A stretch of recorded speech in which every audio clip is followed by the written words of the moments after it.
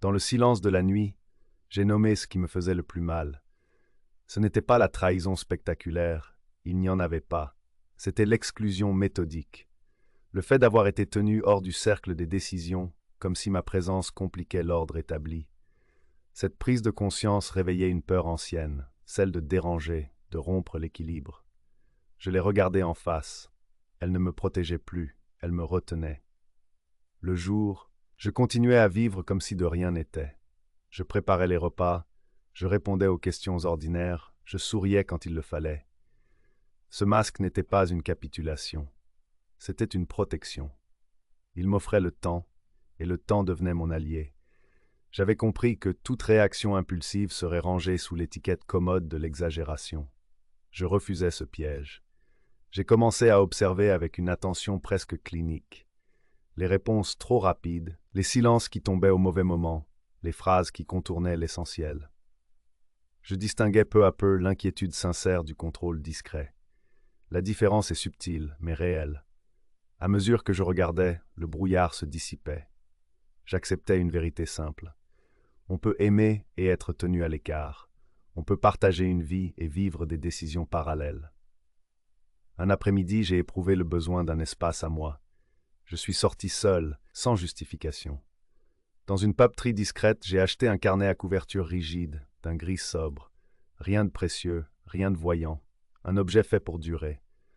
En le tenant, j'ai ressenti un apaisement inattendu. Écrire, c'était donner une forme à ce qui me traversait sans m'engloutir. Ce carnet n'a pas accueilli des reproches. Il a accueilli des faits, des dates, des formulations exactes, les mots prononcés tels quels, sans commentaire. J'y ai ajouté mes propres renoncements, ceux que j'avais acceptés sans comprendre pourquoi. Mettre ces éléments côte à côte était douloureux, mais libérateur. Ce n'était plus un soupçon, c'était une chronologie. Et une chronologie permet de penser. Je me suis aussi renseigné, prudemment, pas pour attaquer, mais pour savoir. Une personne de confiance m'a rappelé une évidence simple, la transparence n'est pas une faveur. Cette phrase s'est posée en moi comme un repère. Elle m'a aidé à déplacer la honte de moi vers la situation. Je n'avais pas à m'excuser de vouloir comprendre ce qui engageait ma vie. Les doutes revenaient parfois, surtout la nuit. Et si je me trompais? Et si j'exagérais? À chaque fois, j'ouvrais le carnet. Les faits me ramenaient à l'essentiel. Ils ne criaient pas, ils tenaient. La colère, quand elle apparaissait, se transformait en vigilance. La tristesse en détermination calme. Je priais parfois, non pour que l'autre change, mais pour rester droite, pour ne pas me perdre dans la rancœur, pour trouver la justesse du pas suivant. Peu à peu, une décision intime se formait, pas encore formulée, mais ferme. Je n'allais plus subir en silence ce qui se faisait sans moi. Je n'allais pas non plus provoquer un éclat qui arrangerait tout le monde sauf moi. J'allais avancer autrement, avec méthode, patience, et cette force discrète que j'avais longtemps utilisée pour tenir la maison et que je pouvais enfin employer pour me protéger. Cette phase d'introspection n'avait rien de spectaculaire. Elle était essentielle. Avant toute action visible, il fallait une chose, cesser de confondre la paix avec l'effacement. Et cette confusion-là, sans bruit, je venais de la défaire. La décision intérieure étant enfin claire, il me restait à passer à l'étape suivante, sans éclat. Je savais désormais que l'émotion, si elle guidait mes gestes, ferait le jeu du secret. Il fallait autre chose, de la méthode, du calme, une avancée posée, presque administrative, qui ne laisserait aucune prise au déni. Si tu savais, tu ne me regarderais plus jamais de la même façon. Il a prononcé cette phrase sans me regarder. Comme on lâche un objet trop lourd pour soi. Nous étions dans le salon, un dimanche après à midi ordinaire, la télévision allumée, sans que personne n'écoute vraiment. La lumière tombait de biais sur la table basse, révélant la poussière que je n'avais pas encore essuyée. Tout était banal.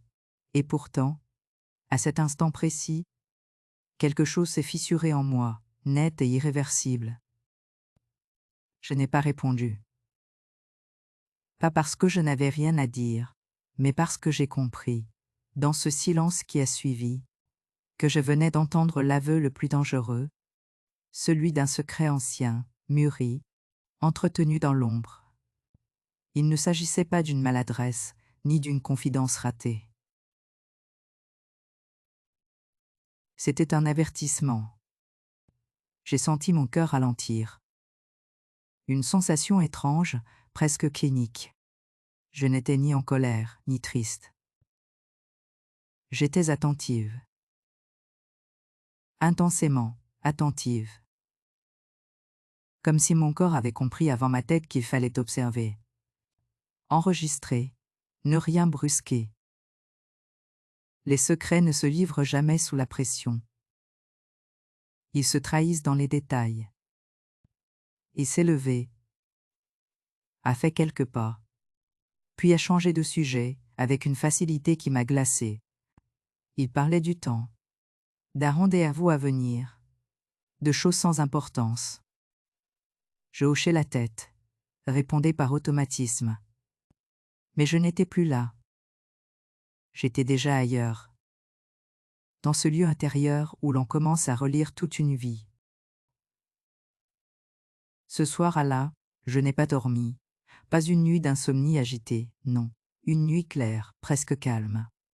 Les souvenirs revenaient par vagues lentes. Et chaque vague déposait un détail qui, soudain, prenait un sens nouveau.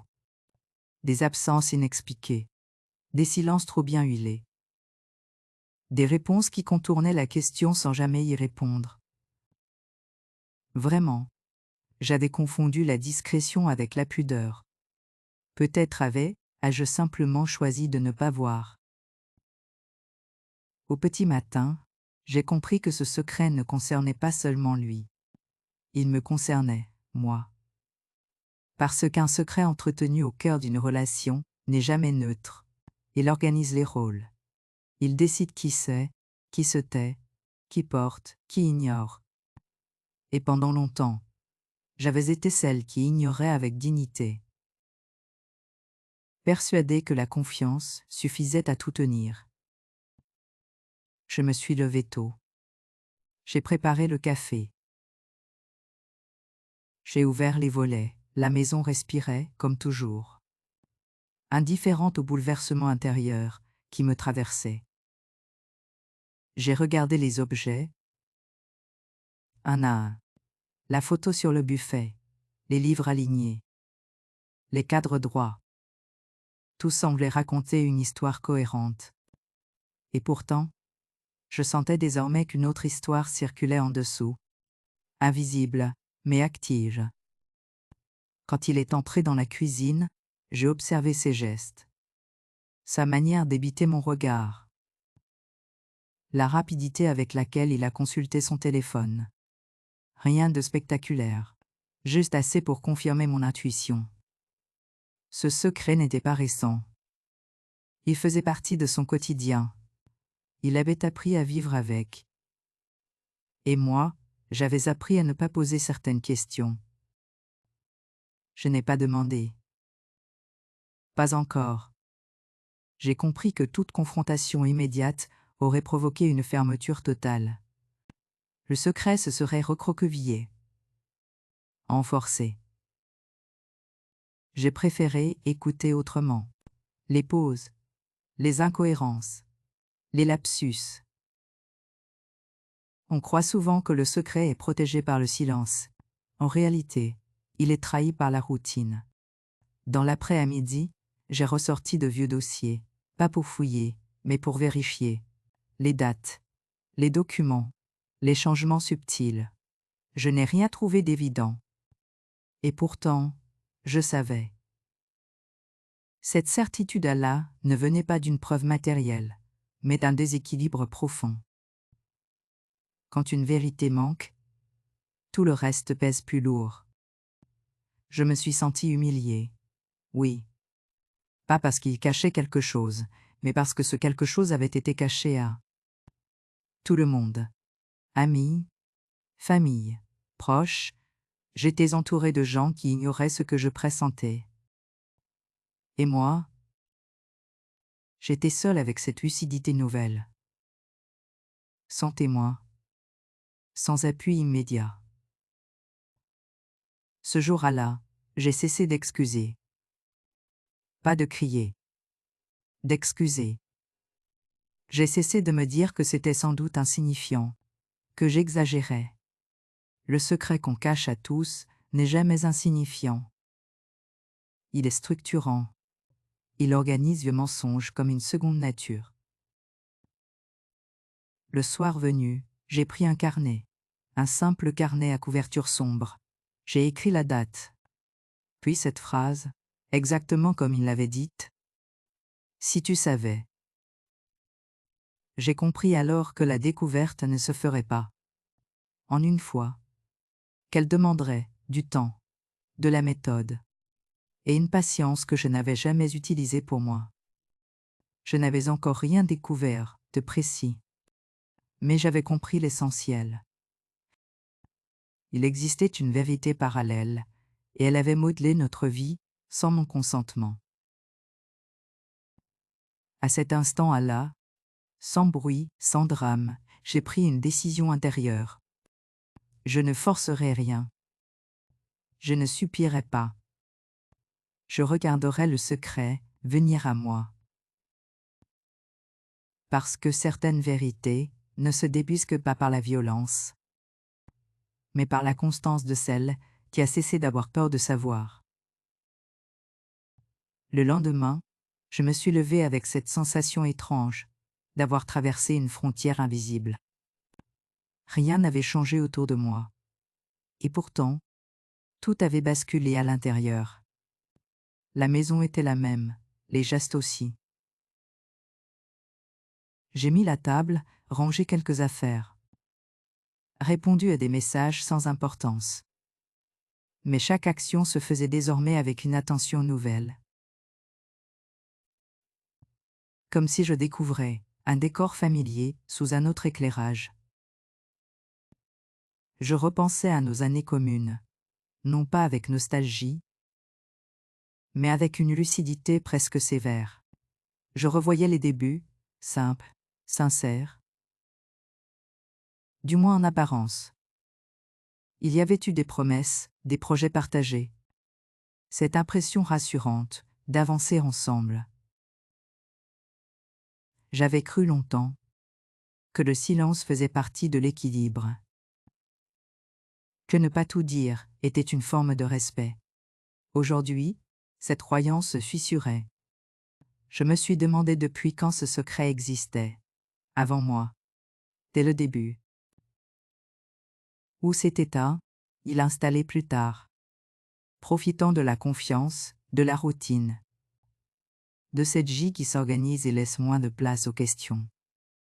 Cette interrogation m'a accompagné toute la matinée. Comme une musique basse, mais insistante.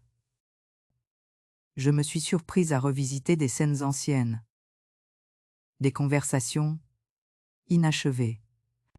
Des réponses trop rapides. Des changements de sujet habiles. À l'époque, je n'y avais vu que de la pudeur. Peut-être de la fatigue. À présent, ces souvenirs prenaient une autre texture. Ils n'étaient plus anodins. Ils devenaient des indices. Il y avait eu ces moments où il disparaissait quelques heures sans explication claire. Ces appels pris à l'écart, toujours brefs, toujours sérieux. Ces invitations refusées, sans raison précise. Je m'étais dit qu'il avait besoin de solitude, que chacun avait son jardin secret. Je n'avais jamais pensé qu'un secret pouvait devenir une architecture entière, soutenant une autre vie parallèle. Dissimulée à tous. Dans l'après-midi, j'ai ouvert les albums de photos. Pas pour me faire du mal, mais pour comprendre. Des sourires étaient là. Les fêtes, les anniversaires, les voyages, tout semblait cohérent. Et pourtant, je ressentais désormais une distance étrange. Comme si ces images ne racontaient qu'une partie de l'histoire. Une version officielle. La question n'était plus ce que je voyais, mais ce que je ne voyais pas. Je me suis interrogée sur ma propre place. Avais-je été naïve? Ou simplement loyale? J'ai compris que la loyauté poussait trop loin, peut devenir une forme d'aveuglement. Non par faiblesse, mais par choix inconscient. On choisit parfois de ne pas savoir pour préserver ce que l'on croit être la paix. Mais cette paix-là est fragile, car elle repose sur une omission. Le soir venu, nous avons dîné ensemble. La conversation a été polie, presque aimable. Il parlait, je répondais. Rien d'anormal. Et pourtant, chaque mot semblait glisser sur une surface tendue. Je l'observais sans le fixer. Attentive aux détails. La manière dont il évitait certaines questions, la façon dont il se levait trop vite pour débarrasser, comme s'il cherchait à écourter le moment. Je n'ai rien dit. J'avais compris que ce n'était pas le temps des questions directes. Interroger trop tôt, c'était risquer de refermer le secret sur lui-même. Je ne voulais pas une version arrangée, ni un aveu partiel. Je voulais la vérité, toute la vérité, même si elle devait être inconfortable. Cette nuit, Allah, je n'ai pas cherché le sommeil. Je me suis laissé dériver dans mes pensées, avec une calme détermination. J'ai compris que je n'étais plus dans l'attente passive. J'étais entré dans une phase d'observation consciente. Chaque geste, chaque parole devenait une donnée. Je n'accumulais pas des soupçons. Je construisais une compréhension. Avant de m'endormir, j'ai pris le carnet commencé la veille. J'y ai noté des souvenirs précis, sans interprétation. Des faits, des dates, des phrases exactes. Écrire m'a apaisé. Cela donnait une forme à ce qui, jusqu'à là, flottait sans contour. Je ne cherchais pas encore à agir, je préparais le terrain. Je me suis fait une promesse simple, silencieuse. Ne plus me trahir par le doute systématique de moi-même. Si quelque chose sonnait faux, je ne l'excuserais plus automatiquement. Je l'écouterais. La vérité, je le sentais, n'allait pas surgir brutalement. Elle allait se dévoiler lentement, à mesure que je cesserais de détourner le regard. Ce deuxième jour n'a rien révélé de spectaculaire, mais il a marqué un tournant essentiel. Je n'étais plus seulement celle à qui l'on cache. J'étais devenue celle qui regarde, qui relit, qui comprend. Les premiers signes n'ont pas surgi comme des coups. Ils se sont glissés dans le quotidien, feutrés, presque aimables. Des détails que j'aurais autrefois balayés d'un sourire. Des absences minuscules. Des réponses trop bien rodées. Des habitudes qui s'installent sans jamais s'expliquer. J'ai compris, avec un pincement sourd, que le secret n'était pas seulement ce qui se cachait, c'était la place qu'il m'enlevait. Il y a eu ces conversations interrompues quand j'entrais dans une pièce. Pas un silence brutal, non. Une phrase qui s'achève trop vite. Un rire déplacé. Un changement de sujet. J'avais pris l'habitude d'arrondir les angles, de me dire que je dérangeais, que je pouvais attendre. Attendre quoi? Que l'on me fasse une place. J'ai réalisé plus tard que l'encre à l'art. Attendre est parfois une manière élégante de disparaître. Il y a eu aussi les décisions annoncées comme des évidences. On a fait comme ça, disait Aïl. Ce on n'avait plus besoin de moi. Je hochais la tête, par réflexe. J'avais confondu la paix avec l'absence de débat. À force de ne pas contester, j'avais fini par ne plus être consulté. Ce n'était pas une violence visible, c'était une érosion. Les remarques sont venues, enveloppées de douceur. Tu te fais du souci pour rien. Lies, je gère. Ce n'est pas si important. Chaque phrase semblait me protéger de l'inutile. En réalité, elle m'écartait de l'essentiel. Je sentais une irritation. aussitôt étouffée par la peur de paraître soupçonneuse. Je ne voulais pas devenir celle qui doute, pas devenir celle qui doute. À table, certains sujets devenaient impraticables. Quand j'approchais de ce qui comptait vraiment, il répondait à côté, avec humour, puis s'échappait. J'apprenais à me taire au bon moment. C'était devenu une compétence, presque une politesse.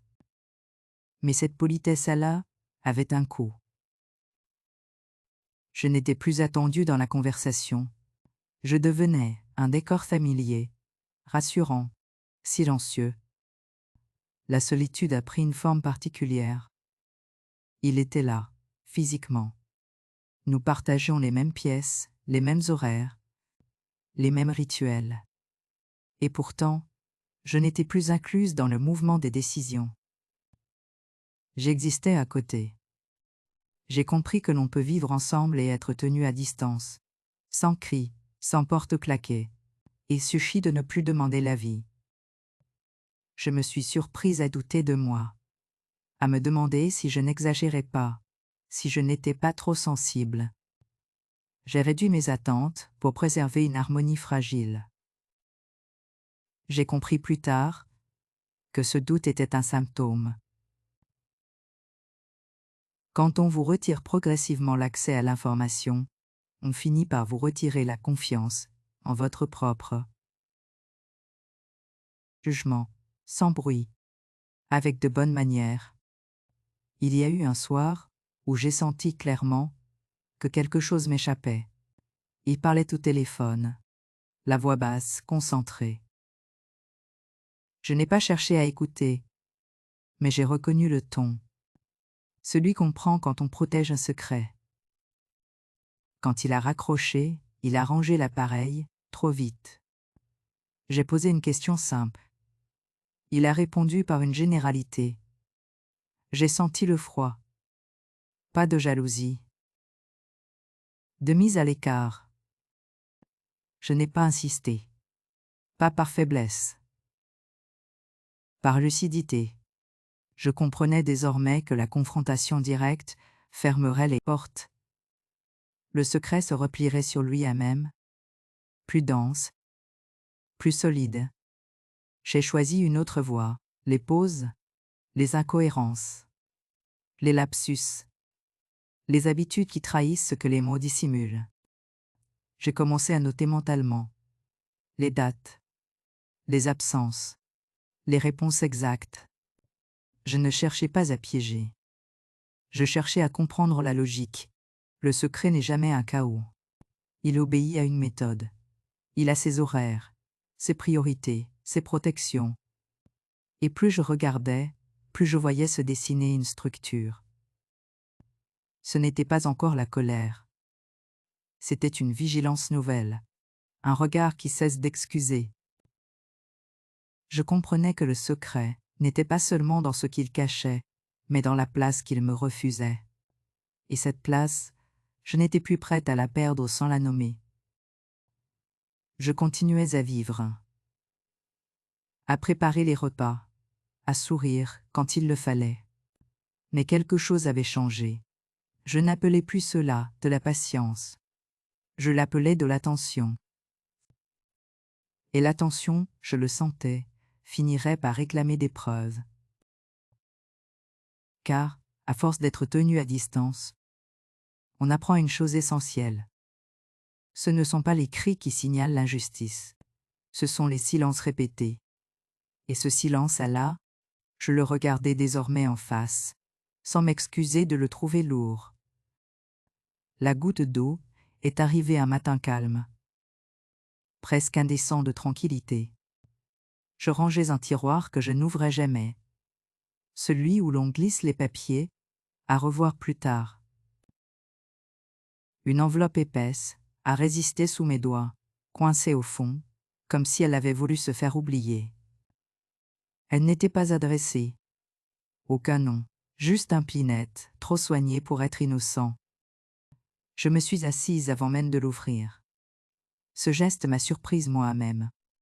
Comme si mon corps savait déjà que ce qui m'attendait ne se lirait pas debout. À l'intérieur, il n'y avait pas de lettres, pas d'aveu écrit. Il y avait des copies, des documents, des confirmations, des dates alignées avec une précision glaciale. J'ai reconnu certains mots, avant même de comprendre l'ensemble. Autorisation, gestion, délégation. Et, au détour d'une page, une signature. Pas la mienne. Une signature qui imitait la mienne sans lettres. Je n'ai pas crié. Je n'ai pas pleuré. J'ai ressenti une chaleur sèche derrière les yeux. Puis, un froid très net dans le ventre. Ce n'était plus un soupçon. Ce n'était plus une impression. C'était un acte. Quelque chose avait été décidé, organisé, validé sans moi, mais en mon nom. Le secret n'était plus abstrait. Il avait pris corps. Il avait laissé des traces. J'ai relu, lentement. Chaque page confirmait la précédente. Il ne s'agissait pas d'une maladresse administrative. C'était une construction. Patiente. Répétée. Pensée pour durer. J'ai compris que le silence que j'avais senti n'était pas un vidé, mais un couloir. Un passage emprunté régulièrement, à l'abri des regards, où l'on faisait circuler des décisions sans bruit. Quand il est rentré, je n'ai pas immédiatement parlé. J'ai posé l'enveloppe sur la table. Bien à plat. Comme on dépose un objet dangereux qu'on ne veut pas garder en main. Il a regardé. Puis il a regardé ailleurs. Ce détournement du regard a été sa première réponse. « Tu peux m'expliquer ?» Et je demandai. Il a soupiré, comme s'il s'agissait d'une contrainte inutile. Il a parlé vite, trop vite. Des phrases courtes, techniques. Il a dit que c'était plus simple ainsi, qu'il fallait protéger. Qu'il n'avait jamais voulu me faire porter le poids. J'ai attendu qu'il finisse. Puis, j'ai posé la question qui me brûlait la langue. Pourquoi sans moi? Il a haussé les épaules. Tu aurais compliqué. Cette phrase a claqué plus fort que n'importe quel cri. Elle disait tout. Le secret n'était pas une nécessité. C'était un choix. Un choix de m'écarter pour préserver un confort, une efficacité, une autorité tranquille. J'ai senti quelque chose se rompre, pas en lui, en moi. Je me suis levée. J'ai rangé les documents dans une chemise. J'ai noté la date, l'heure, les références. Ce geste m'a rendu étonnamment calme. Maître de l'ordre encore. Mais cette fois, pour me protéger. La nuit qui a suivi a été blanche, mais pas agitée. Les souvenirs se sont alignés. Comme s'ils attendaient ce moment pour se laisser comprendre. Les absences, les silences, les décisions prises ailleurs. Tout trouvait sa place. Au matin, j'ai repris les relevés, les confirmations, les courriers. J'ai établi une chronologie. Rien d'illégal, peut-être. Mais profondément injuste. J'ai compris que ce secret ne m'avait pas seulement tenu à l'écart. Il avait orienté nos choix, nos renoncements, nos priorités. Il avait sculpté notre vie commune sans mon consentement. Quand je lui en ai reparlé, je n'ai pas cherché l'aveu total. J'ai parlé de conséquences, de ce que cela avait coûté, de ce que cela avait déplacé. Il a minimisé. Il a parlé d'intention, de devoir, de promesses anciennes. Je l'ai écouté sans le contredire. Puis j'ai dit, calmement, que le devoir n'efface pas la transparence, et que l'amour n'autorise pas l'exclusion. Il a détourné le regard. J'ai su alors que le dialogue, tel que je l'avais espéré, n'existait plus. Pas parce qu'il refusait de parler, mais parce qu'il refusait de remettre en cause la méthode. Ce jour-là, j'ai cessé d'excuser, pas de crier, d'excuser. La goutte d'eau n'avait pas brisé le vase. Elle avait révélé les fissures. Ce n'était plus une suite de petites humiliations, ni un malaise diffus. C'était un acte d'injustice concret, répété, assumé ailleurs. Et face à cela, une évidence s'imposait. La suite ne serait ni une scène, ni un scandale. Elle serait une reprise, silencieuse, méthodique, digne. Après cette découverte, mes nuits ont changé de texture. Je me couchais fatigué, mais le sommeil se tenait à distance, comme un visiteur prudent. Ce n'était pas une agitation nerveuse, c'était une veille lucide, presque appliquée. Allongé dans l'obscurité, j'écoutais la maison respirer. Le craquement discret du bois, le ronronnement lointain des appareils. Tout continuait comme avant. Et pourtant, rien n'était plus pareil. Le mot n'avait pas bougé, c'était mon regard. Je me suis surprise à revisiter notre histoire, sans indulgence excessive, ni dureté inutile. J'essayais de comprendre, pas de condamner.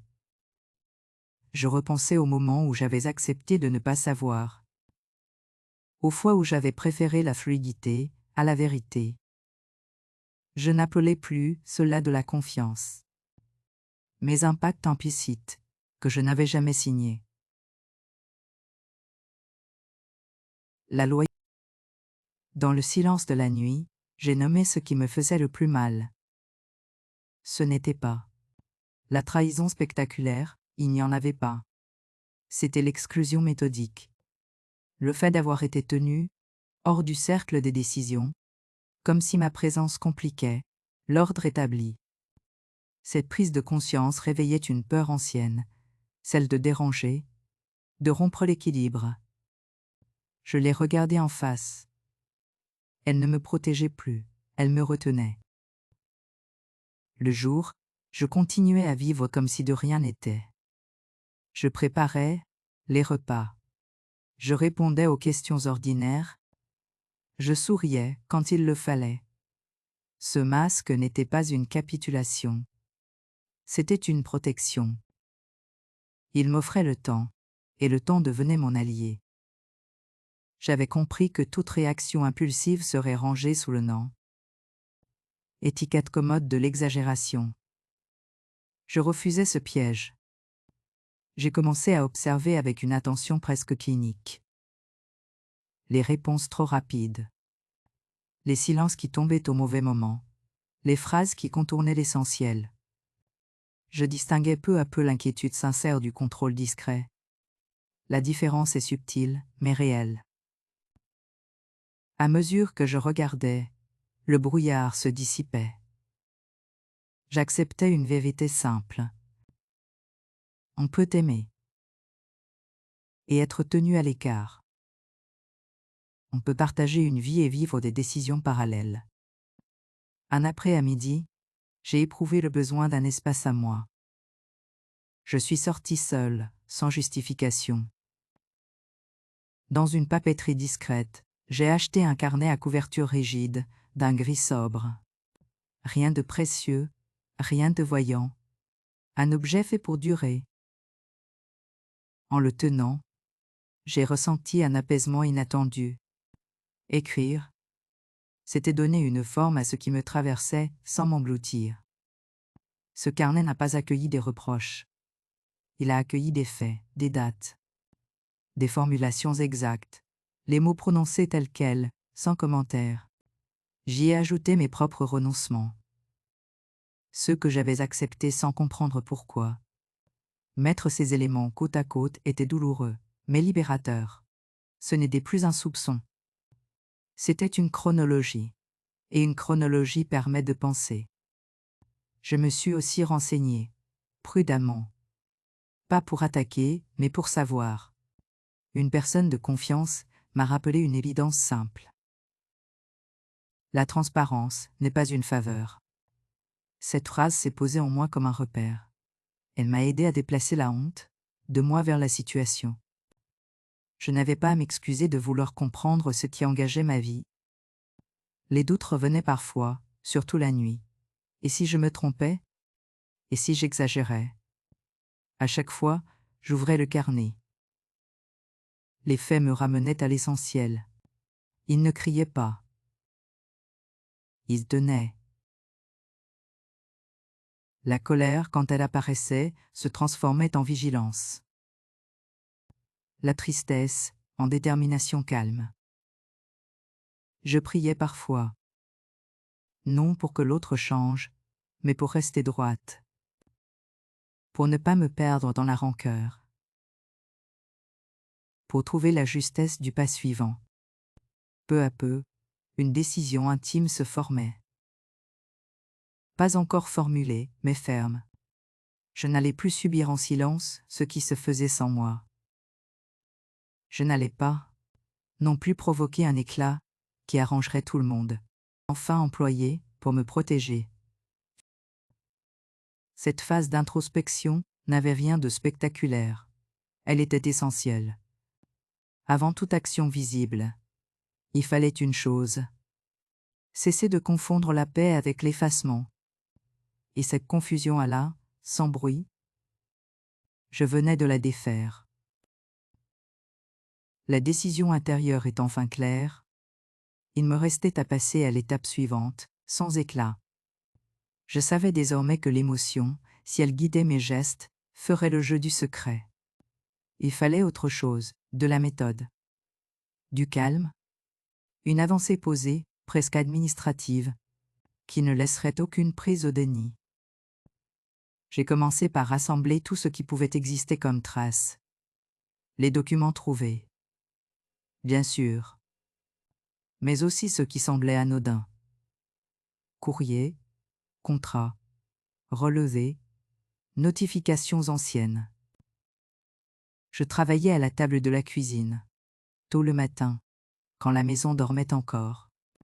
Chaque feuille retrouvait sa place. Chaque date se recollait à une autre. Ce travail n'avait rien d'obsessionnel. Il était ordonné. Je ne cherchais pas à prouver une faute. Je cherchais à comprendre une architecture. Très vite, un motif est apparu. Des décisions prises au même moment de l'année. Des signatures qui revenaient. Des périodes d'absence. Toujours justifiées par les mêmes mots. Rien d'illégal à première vue, mais une cohérence troublante. Le secret n'était pas une improvisation. Il avait sa logique, sa durée, ses protections. Le voir ainsi, mis à plat, m'a apporté un apaisement inattendu. Le flou perdait son pouvoir. Un matin, j'ai pris rendez-vous avec un notaire. J'ai choisi quelqu'un que je ne connaissais pas, loin de nos habitudes. Au téléphone, j'ai simplement dit que je souhaitais faire le point sur des décisions prises sans mon information. La formule était neutre, presque sèche. Elle m'a protégée de toute dramatisation inutile. Le jour du rendez-vous, je me suis habillée avec soin.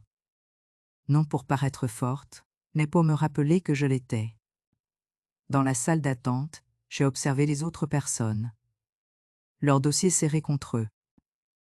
J'ai compris que la lucidité arrive souvent tard, quand le dialogue ne suffit plus, et qu'elle n'a rien de honteux.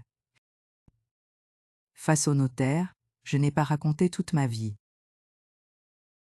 J'ai exposé les faits, les documents, les signatures qui n'étaient pas les miennes, les décisions prises en mon nom. Il a écouté longuement, puis il a posé des questions précises, techniques. À chaque réponse, je sentais une chose se stabiliser en moi. Je n'étais pas folle. Je n'exagérais pas. Ce que j'avais ressenti avait une réalité juridique. Il m'a expliqué, sans alarmer, ce que je pouvais faire. Comment protéger mes intérêts. Comment reprendre la main. Comment exiger de la transparence, sans provoquer de tempête. La loi, à cet instant, ne m'a pas semblé froide ou distante. Elle m'a paru structurante. Un cadre où l'émotion n'était plus obligée de décider à ma place. Dans les semaines qui ont suivi, j'ai agi. Discrètement. J'ai ouvert un compte à mon nom seul. J'ai sécurisé certains documents. J'ai modifié ce qui devait l'être toujours dans les règles. Rien de caché. Rien de précipité. Chaque démarche était réfléchie, traçable, assumable. Je ne voulais pas d'un retournement brutal. Je voulais une reprise ferme. À la maison, je n'ai rien laissé paraître. Je continuais à vivre comme avant, ou presque. Les mêmes horaires. Les mêmes gestes. Ce masque de normalité n'était pas un mensonge. C'était une stratégie de protection. Il me permettait d'aller au bout des démarches, sans provoquer une réaction défensive. Qui aurait tout verrouillé. J'ai également revu mon testament. Lentement. En pesant chaque phrase, cet exercice a été plus difficile que je n'avais imaginé. Il m'obligeait à reconnaître la réalité des liens, sans les embellir. Il ne s'agissait pas de punir, mais de rendre cohérent, de faire correspondre mes choix à ce que j'avais compris. Pour la première fois, je décidais sans demander la permission d'exister pleinement. Par moments, le doute revenait. L'envie de parler, d'expliquer, de demander pourquoi. Mais je me souvenais de ce que j'avais appris. Certaines vérités ne se traitent pas dans l'urgence. Elles exigent une distance juste. Une temporalité qui protège celui qui agit. À mesure que ces démarches avançaient, je sentais une transformation subtile. Je ne me définissais plus comme celle à qui l'on cache des choses, mais comme celle qui sait et qui organise. Cette différence change tout. Elle redresse la posture intérieure. Elle calme la voix. Elle rend les gestes précis. Je ne préparais pas une vengeance. Je préparais une sécurité. Une manière de reprendre ce qui m'avait été retiré sans bruit. La capacité de décider pour moi-même. Et dans cette préparation, silencieuse, méthodique, je retrouvais une dignité que je croyais lointaine, mais qui n'avait jamais vraiment disparu. Il ne restait plus qu'une chose. Laisser la réalité rejoindre ce que j'avais patiemment mis en place. Le secret avait vécu dans l'ombre. Il allait désormais devoir tenir debout à la lumière. Le moment où le secret a cessé d'être un refuge pour devenir un poids n'a pas été spectaculaire. Il s'est présenté comme une évidence administrative, froide, irréfutable. Une lettre officielle, un appel professionnel. Des mots précis qui ne laissent aucune place à l'interprétation. Les décisions prises sans moi ne pouvaient plus continuer, comme avant. Pas parce que j'avais crié, parce que j'avais agi. Il a compris avant même que je ne parle. Je l'ai vu à sa manière de poser les clés, trop doucement. Comme s'il craignait de faire du bruit. Il tenait un courrier à la main, plié en deux, et ses yeux évitaient les miens. La maison était silencieuse, mais ce silence-là n'était plus le mien. Il lui appartenait. « Qu'est-ce que tu as fait ?» a hâté. Il demandait sans agressivité, presque lasse. Je me suis assise. J'ai posé mes mains sur la table, bien à plat. Ce geste simple m'a ancré. Je n'avais rien à improviser. Tout était déjà décidé. J'ai remis de l'ordre, et ai-je répondu. Il a voulu comprendre. Il a parlé vite, trop vite. Des phrases qui se chevauchaient. Des explications techniques, des justifications anciennes. Il disait que c'était compliqué, que personne n'aurait compris, qu'il fallait agir ainsi. Je l'ai laissé aller au bout. Je n'étais plus pressé. La précipitation n'était plus de mon côté. Quand il a fini, j'ai parlé à mon tour. Lentement. Sans accusation inutile. Tout a se décidé sans moi. Tu as organisé une autre réalité. et tu l'as protégé en me tenant à distance. Il a tenté la défense habituelle. L'intention, il n'avait jamais voulu me blesser. Il avait voulu protéger. Ce mot revenait souvent. Protéger. Je l'ai laissé s'installer, puis je l'ai déplacé. Protéger, ce n'est pas exclure. Et à jeudi. Et décider à la place de l'autre n'est pas une protection. La colère est montée chez lui par vagues. Pas une explosion, mais une nervosité diffuse. Il reprochait la méthode, le timing, l'absence de discussion. Cette inversion m'a frappé par son ironie. Pendant des années, la discussion n'avait pas été nécessaire. Elle devenait soudain indispensable quand Chapia les cédait. Le secret perdait son avantage. Il a alors compris que quelque chose avait changé. Pas seulement dans les documents, mais en moi. Je ne cherchais pas l'aveu total. Je ne cherchais pas à humilier. Je posais une limite, claire, définitive. Tout ce qui engage ma vie se fera désormais avec moi, et ai-je ajouté. Ou ne se fera pas. Il y a eu un long silence, pas un silence hostile, un silence d'ajustement forcé.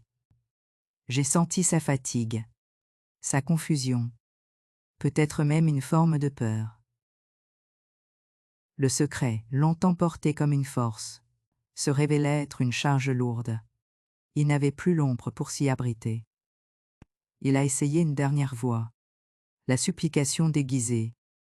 Parler du passé, des circonstances, des raisons profondes. J'ai écouté, sans me fermer. La compassion n'est pas incompatible avec la fermeté. Mais je n'ai pas reculé. J'avais appris que comprendre n'oblige pas à céder. Je lui ai montré quelques documents, pas tous, juste assez pour qu'il sache que tout était réfléchi, légal, irréversible. Que rien n'avait été fait dans l'urgence ou la colère. Il a baissé les yeux. À cet instant, j'ai compris qu'il mesurait enfin ce qu'il avait perdu. La certitude tranquille de décider seul, sans être questionné. Ce soir-là, je me suis retiré sans discours final. J'ai fermé la porte de la chambre, et j'ai respiré longuement. Je n'ai ressenti ni joie, ni triomphe. Une paix grave, profonde, celle qui arrive quand on cesse de se trahir pour préserver une illusion. Les jours suivants ont été étranges, plus heurtés, plus vrais. Les conversations étaient rares mais précises. Les silences, moins lourds. Le secret, désormais exposé, n'organisait plus nos gestes. Il laissait un vide. Et ce vide oblige chacun à se tenir debout par lui, à même. Je savais que rien ne redeviendrait comme avant. Et pour la première fois, cette idée ne me faisait pas peur. J'avais franchi une frontière invisible, celle qui sépare l'attente de la décision. Ils pensent parfois que le silence est une faiblesse. Ils oublient qu'il peut être une préparation. Et quand le silence cesse, ce n'est pas pour faire du bruit. C'est pour remettre chaque chose à sa place. Après cette confrontation, quelque chose s'est disloqué sans bruit. Pas une explosion. Plutôt un effritement lent. Comme un mur dont on a retiré la pierre maîtresse. La maison n'était plus le théâtre d'un secret organisé. Elle devenait un espace incertain, où chacun cherchait sa place. Les objets étaient les mêmes, mais leur présence semblait provisoire. Les gestes aussi. Tout avait pris une légèreté inquiète. Les jours suivants ont été marqués par des silences nouveaux. Pas ceux qui dissimulent, mais ceux qui hésitent. Ils parlaient moins. Et quand ils parlaient, c'était pour des choses pratiques, presque techniques. Les phrases se faisaient courtes, prudentes, comme si chaque mot devait désormais supporter le poids de la lumière. Je le voyais réfléchir avant de répondre, mesurer, corriger. Ce ralentissement disait plus que n'importe quel aveu. La famille autour a commencé à percevoir quelque chose. Rien de précis, mais une tension. Les appels se sont multipliés, à voix basse, hors de ma présence. Des conseils ont été demandés, des versions ajustées. J'entendais mon nom parfois, jamais directement. On parlait de situation, de malentendus, de réorganisation. Le secret, une fois exposé, cherchait à se redéployer autrement, à survivre sous une forme acceptable. Je n'y ai pas pris part. Très vite, les alliances se sont fissurées. Ce qui tenait par la dissimulation ne tenait plus par l'accord. Des reproches sont apparus, des responsabilités déplacées. Chacun cherchait à expliquer, à alléger sa part. J'observais cette agitation à distance, avec une lucidité calme. Ce chaos n'était pas le mien. Il appartenait à ceux qui avaient bâti dans l'ombre. À la maison, l'atmosphère devenait parfois irrespirable. Les repas se prenaient en silence. Les regards s'évitaient. Il y avait de la fatigue, de la colère rentrée et aussi de la peur. La peur de devoir, vivre sans le confort invisible qu'offre un secret partagé. Je sentais chez lui une oscillation permanente entre justification et regret. Cette oscillation me confirmait une chose. La méthode avait été remise en cause. Pas encore le fond. Un soir, j'ai entendu une phrase qui m'a frappé par sa banalité cruelle. Il parlait au téléphone, pensant que je ne l'entendais pas. On va trouver une solution. Ceux ont cherché encore à m'exclure, à recréer un couloir parallèle. J'ai refermé doucement la porte de la chambre. Ce n'était pas de la colère, c'était une confirmation. Les réflexes anciens ne meurent pas en un jour. À partir de là, j'ai cessé d'attendre un changement spectaculaire.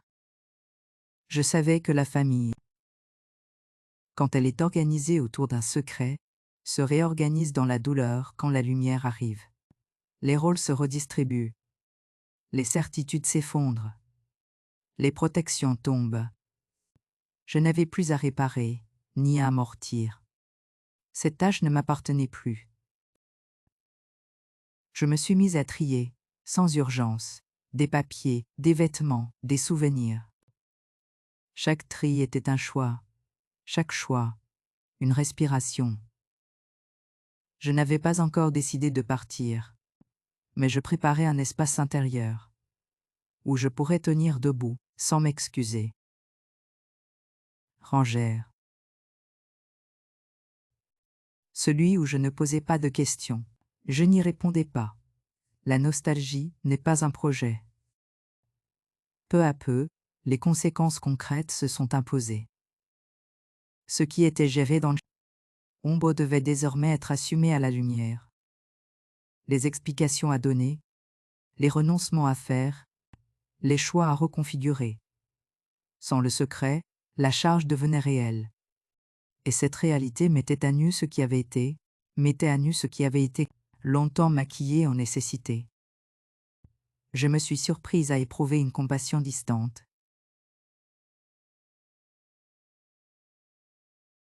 Pas une indulgence, une compréhension sans concession. On peut vouloir protéger et créer une injustice. On peut croire bien faire et exclure. Comprendre cela ne m'obligeait plus à me sacrifier. La compréhension n'est pas une dette. La famille, telle que je l'avais connue, se désagrégeait par endroits. Pas dans un fracas théâtral, mais dans une série de petits renoncements, de réajustements forcés. Les mensonges n'étaient pas spectaculaires. Ils étaient pratiques, utiles. Leur disparition laissait un vide que chacun devait apprendre à habiter. De mon côté, Je sentais une chose nouvelle s'installer, une distance juste. Ni froide ni fouillante. Une distance qui protège sans exclure. Je n'étais plus le pilier silencieux, chargé d'absorber. J'étais devenu une présence claire, libre de dire oui ou non. Ce temps-là n'a pas été facile. Il n'était pas censé l'être. Mais il avait une vertu essentielle. Il rendait visibles les lignes de force et les lignes de faille. Et dans cette clarté parfois douloureuse, je voyais se dessiner une issue possible. Non pas une victoire éclatante, mais une sortie digne. Ils avaient cru que le secret maintiendrait l'équilibre. Ils découvraient que la vérité, une fois dite, oblige chacun à se tenir debout par lui-même. Le départ ne s'est pas fait dans l'urgence. Il s'est imposé comme une évidence tranquille, presque naturelle. Après des semaines de tensions feutrées, de silence pesant et de réorganisation maladroite, j'ai compris que rester signifiait continuer à porter une histoire qui n'était plus la mienne. Je n'avais pas besoin de fuir. J'avais besoin d'habiter autrement. J'ai choisi un lieu simple, loin des habitudes, mais proche de ce qui m'apaise. Un appartement modeste, ouvert sur l'horizon, où la lumière entre sans demander la permission. Il n'y avait rien de spectaculaire dans ce choix. Juste une promesse. Celle de respirer à nouveau, sans mesurer chaque geste. Le jour de l'installation, je n'ai emporté que l'essentiel. Le reste n'était pas un sacrifice. C'était un tri. Les premiers matins ont été silencieux, mais d'un silence différent. Un silence qui n'exclut pas, qui n'écrase pas. Le bruit des pas dans l'escalier, le souffle du vent contre les fenêtres, le chant lointain d'un oiseau. Ces détails m'ont ramené à une présence simple, presque oubliée. Je découvrais le plaisir de ne plus anticiper les humeurs, les justifications, les attentes implicites. Je me suis autorisé à ralentir, à marcher sans but précis, à m'asseoir face au paysage. Les rencontres se sont faites discrètement. Une voisine attentive. Un commerçant qui prend le temps de dire bonjour. Un inconnu qui tient la porte sans attendre de remerciements. Ces gestes simples avaient une densité nouvelle. Ils ne reposaient sur aucune dette. Je n'avais rien à prouver, rien à compenser. J'existais dans une égalité tranquille. Parfois, les souvenirs revenaient, non pour me hanter, mais pour se reposer. Je les accueillais sans les nourrir. J'ai compris que le pardon n'était pas une absolution donnée à l'autre. C'était une permission que je me donnais à moi, à même de ne plus vivre dans la tension. Pardonner ne signifiait pas oublier, ni reprendre à l'identique. Cela signifiait cesser de porter ce qui n'était pas juste. Je continuais à écrire, dans le carnet devenu compagnon. Les pages n'étaient plus des relevés, mais des réflexions. Des questions posées sans urgence. Qu'est-ce qu'une famille? Quand la loyauté n'est pas réciproque? Qu'est-ce qu'aimer quand on ne se dit pas tout? Ces questions ne demandaient pas de réponse immédiate. Elles ouvraient un espace de pensée, et cet espace me faisait du bien. Les appels, de l'autre côté, se sont espacés. Certains étaient hésitants, d'autres maladroits. J'ai répondu quand je le pouvais, sans me forcer. Je ne cherchais plus à réparer. Je me contentais d'être juste. Cette justesse-là demandait parfois de dire non, parfois de ne pas répondre. J'apprenais à ne plus confondre disponibilité et effacement. J'ai redécouvert des plaisirs simples. Lire longtemps, sans interrompre ma pensée. Préparer un repas pour moi seul, sans calculer les goûts. Écouter la pluie tomber sans chercher à meubler le silence. Ces moments, autrefois signifiant, devenait fondateur. Il me rappelait que la vie ne se résume pas aux conflits qu'elle traverse. Il m'arrivait de ressentir une mélancolie douce. Pas une tristesse lourde, mais une conscience du prix payé. Rien ne se reconstruit sans perte. Accepter cela faisait partie du chemin. Je n'idéaliserais pas ce nouveau départ. Il était imparfait, comme tout ce qui est vrai. Mais il m'appartenait. Avec le temps, une sérénité solide s'est installée, pas une joie bruyante, une stabilité intérieure. Je ne me demandais plus ce que l'on faisait sans moi. Je me demandais ce que je voulais faire, maintenant. Cette question simple avait été longtemps absente. Elle revenait enfin, sans honte. Je savais que je ne redeviendrais pas celle que j'avais été.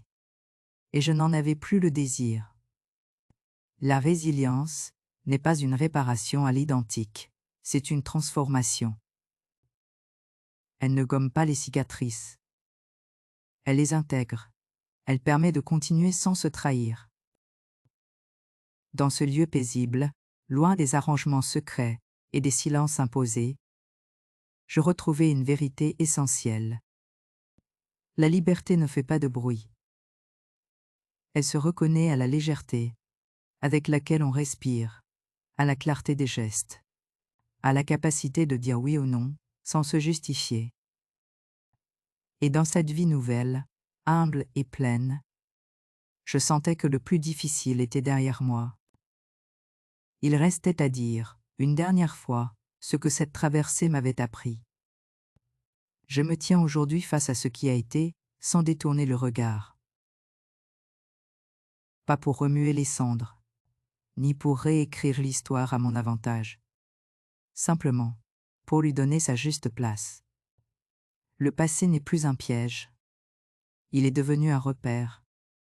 Je le regarde comme on regarde une rive quittée, avec reconnaissance pour ce qu'elle a porté, et avec la certitude qu'on ne s'y installera plus.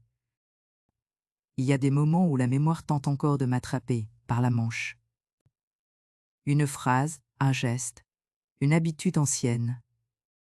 Je l'accueille sans m'y attarder. J'ai appris que la dignité n'exige pas l'oubli, mais la mesure. Mes souvenirs n'ont plus besoin de plaider. Ils savent désormais où se tenir. Je pense souvent à celles et ceux qui se taisent trop longtemps. À celles qui ont cru que l'amour demandait de se faire petite. À ceux qui ont confondu la patience avec l'effacement. On ne nous l'enseigne pas, mais il existe un point précis où le silence cesse d'être une protection et devient une alarme. Ce point, je l'ai franchi sans bruit, et c'est peut-être cela qui a tout changé. Je n'ai pas cherché la victoire. Je n'ai pas voulu l'humiliation de l'autre. Ce que j'ai voulu, c'est l'alignement. Entre ce que je sentais, ce que je savais et ce que je faisais. L'alignement n'applaudit pas. Il tient. Il ne s'impose pas, il s'affirme. Et lorsqu'il arrive, quelque chose s'apaise à l'intérieur. Comme si le corps reconnaissait enfin sa propre voix. Je sais désormais que la vérité n'est pas toujours un cri.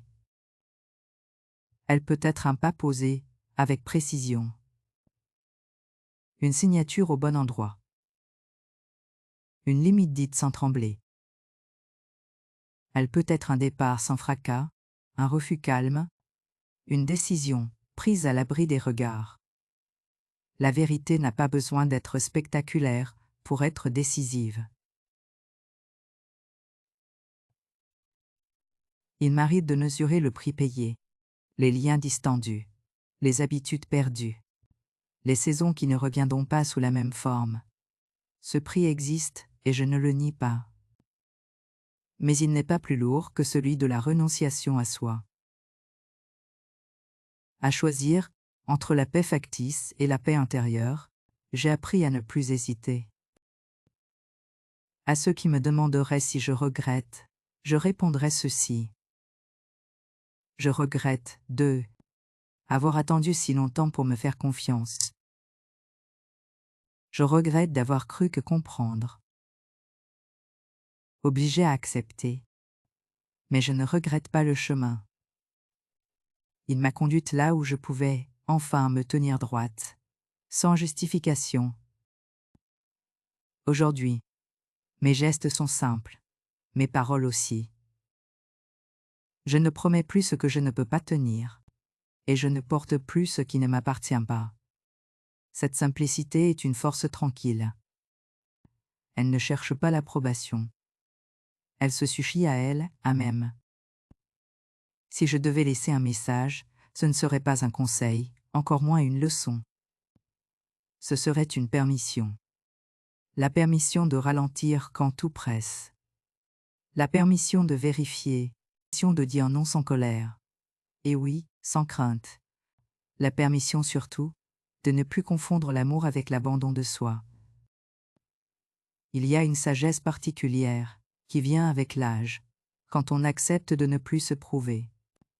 Une sagesse qui choisit la clarté plutôt que la justification, la cohérence plutôt que l'effort inutile. Cette sagesse ne fait pas de bruit. Elle s'installe, patiente, et attend qu'on lui ouvre. Je regarde l'avenir sans grand discours. Il sera ce qu'il doit être, avec ses imprévus, ses ajustements, ses joies discrètes. Je n'attends plus qu'on m'y invite. J'y marche à mon rythme. Et si parfois je me tais encore, ce n'est plus par peur de perdre. C'est par choix de rester juste. Car j'ai appris une chose essentielle. Au terme de cette traversée, le silence n'est pas toujours une absence. Il peut être une décision, une frontière, une tenue. Le silence peut aussi être une forme de justice.